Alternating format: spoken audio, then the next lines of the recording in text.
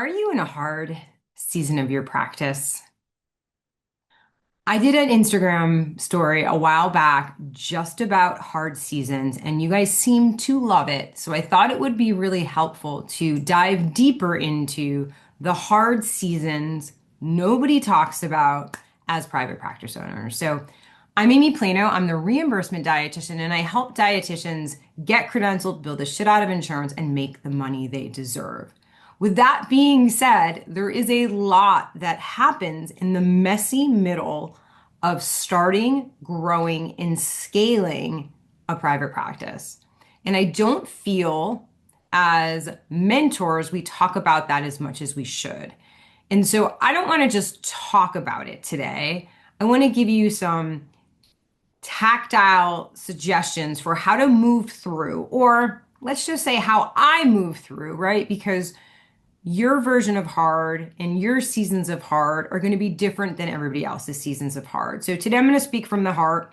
I'm going to talk about things that I have found really helpful in the different hard seasons I have been in. And then I hope that at least you can take one little nugget that will help you push when you really want to pivot. So, are you staring down what seems like an endless stream of complex decisions in your practice?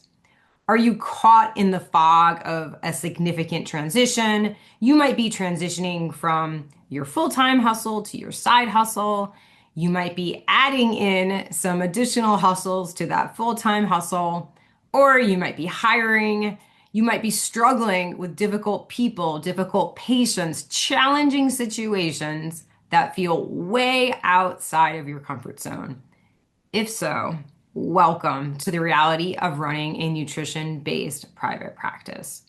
One of the lesser talked about truths about being a business owner is this work often feels super emotionally, mentally, and logistically challenging. Elon, if you guys follow Elon Musk or you follow any of the big founders, one of the sayings that's really stuck with me was one by Musk, and he says, being a founder or a business owner is like staring into the abyss and eating glass every single day.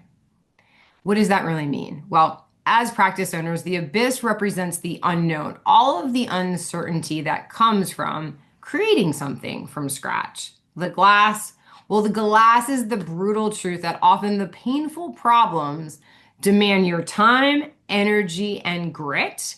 And if you are a group practice owner, you are dealing with the hard of the hard, all of the shit nobody else on your team can handle, right? So it's not always pretty, but what I can tell you is it is certainly part of the job. I've been through more hard seasons, especially in the last couple of years, than I ever have in my whole career. And while I wouldn't volunteer to repeat them, I also want to be very clear I wouldn't trade them for anything because essentially every struggle shaped me into a more resilient dietitian. It made me a more strategic leader. It forced and promoted me to be a more compassionate coach. And obviously, it's created me, all of these things have created me to be a stronger businesswoman because I want you guys to write this down. Growth rarely comes without discomfort.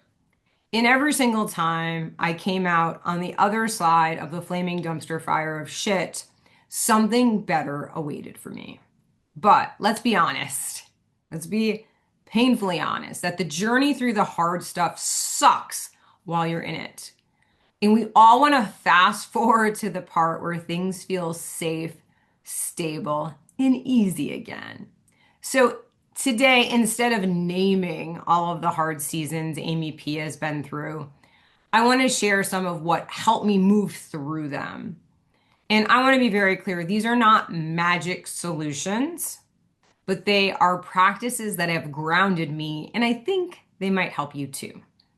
So let's get to it. So there's three things that I have found that have been extremely helpful in terms of moving through hard seasons. The first one being to have a conversation in my head and ask myself this single question. Is it reasonable for this to feel hard? as dietitians, it feels like we can often get in our heads, right? Myself included.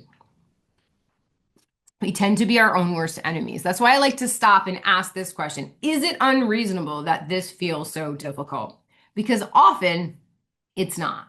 So let's say you submit your very first insurance claim, which is denied. Your gut reaction, this shit sucks. Why did I ever decide to accept insurance? But let's pull back for a second. Did anyone teach you how to submit insurance claims? Were you given a manual for medical billing, education on the payer portals, knowledge on modifiers and codes? Of course not, my friend. So why would it not feel hard, right? Sometimes we expect ease where there has never been experience. I'm going to repeat that one again. Sometimes, as practice owners, we expect ease when there has never been experience. So, recognizing that is the challenging part of the learning curve that's actually going to permit you to take, is the curve that permits you to be where you are instead of shaming yourself for not knowing what no one ever taught you, right? And just to be very clear, if we're talking about billing, this is a skill deficit. And just like any other skill, right? Think of any time you needed to learn a skill, it sucked in the beginning, right? I'm taking tennis lessons right now, and while I am a college Division I athlete for two sports 20 years ago, learning a new skill like tennis, I suck, right? But it's reasonable that I suck. And so the only way for it not to suck, right? How do we not suck, right? We practice. And I will get better the more that I practice, but anything in the beginning sucks, right? So number two, what's number two in terms of what has helped me through really hard seasons? When I felt lost or overwhelmed, one of the things I do is I anchor myself in the evidence of who I have been before. I look at times in my career, in my life, in my relationships, in my friendships, where I did the hard thing. I remember the decisions I made when I was scared and how I moved forward anyway, right? Like you guys, I've had tons of clients, right, who in the beginning constantly pushed boundaries, showing up late, not showing up at all, questioning every single recommendation I made, blowing up my phone outside business hours. And my gut reaction, right, my gut reaction, like all of us dietitians, was to people please. Because I am a gal who dislikes conflict, right? But I started to learn that I was part of the problem and not part of the solution, right? And so I took a deep breath, set a clear boundary, and communicated it calmly and professionally. And although, let's be clear, it felt super uncomfortable in the moment, it protected my energy, it protected my business, and most importantly, it allowed me to walk away from the situation respecting myself, right? Had I not done that, I would actually have been challenging my own integrity, right? And losing respect for myself. And then, just like any other founder, there's a time when I launched my group coaching program and it flopped. Barely anyone signed up. I felt embarrassed. I felt discouraged and honestly questioned, should I even be doing this shit? But instead of quitting, right? Quitting when the shit felt hard, I evaluated what went wrong. I asked for feedback and I tried again and made adjustments. The Nest launch tripled in size, right? So confidence never comes from pretending everything is fine. It comes from knowing you've navigated challenges before and you've faced scary conversations, messy billing situations, pain in the ass clients, and more. You've gotten through 100% of your shittiest days. So you have to let that track record speak for itself. So, number two, when I'm having and feeling like shit is hard and heavy and I want to give up, I remember who the fuck I am. And number three, I break it down, right? This is a big one. And this is like really strategic because life, business, relationships, it feels overwhelming. And it's tempting to look at the problem and think, this is impossible, right? Opening an insurance-based practice, this shit is impossible. Why even bother? But most issues, right? I want you to remember this one. Most issues shrink when you zoom in. So say you're not busy in your practice and you're struggling to get consistent referrals, right? Don't try to fix your entire marketing plan overnight, right? Start by emailing one local doctor, reaching out to a handful of friends, a local therapist, your own providers. If you're in a mom's group or a dad's group, taking an easy first step, posting one piece of helpful content that speaks directly to your ideal client, because you do not need a 90-day content calendar. You just need one next move, right? So say like I see this a lot because I work with dietitians who are looking to scale their practices, right?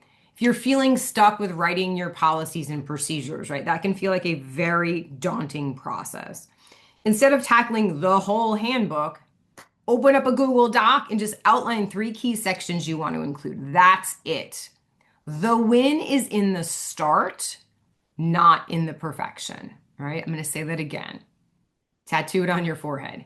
The win is in the start, not the perfection. Overwhelm thrives in vagueness.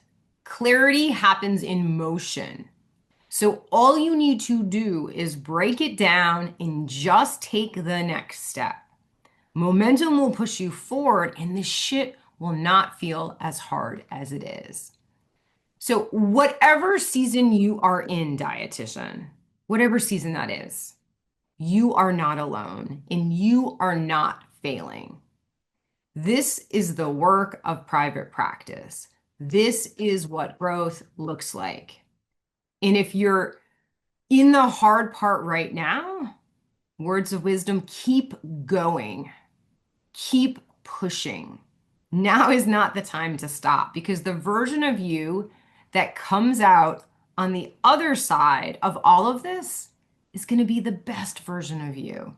And I know you want to get to know her or him right now. But what I can tell you is I am super excited to meet them in the future.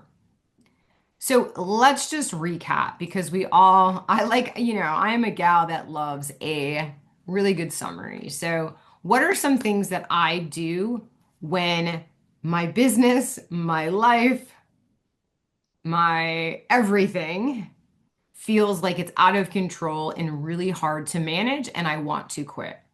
Number one, I check myself, right?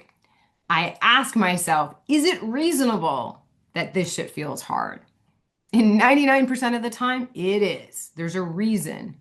And I have a false narrative that I have told myself about this situation, and I need to come to terms with it because that will help me tackle it. Number two, not shocking.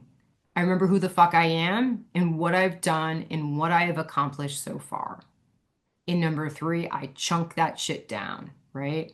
Like I said, when things are ambiguous, it feels overwhelming. Clarity is always going to come in, when you take action.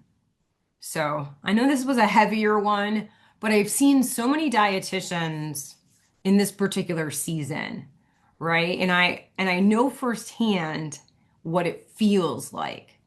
And I can tell you from my experience that I am so glad that I did not give up. And that is why I do these podcasts. That is why I do these videos, because I know what it's like to be you when I first started, when I was scaling, because growth is fucking hard. Okay. So if you know somebody who is struggling, aren't we all? Would you mind sharing this video with somebody? Because I think it might change their perspective. It might keep them in the game, and it might just be the push they need to get over that massive hump. So I'm Amy Plano. I am the reimbursement dietitian. I help dietitians get credentialed, build a shit out of insurance, make the money they deserve, and achieve financial freedom. So hopefully you guys love this one, and I'll see you guys next week.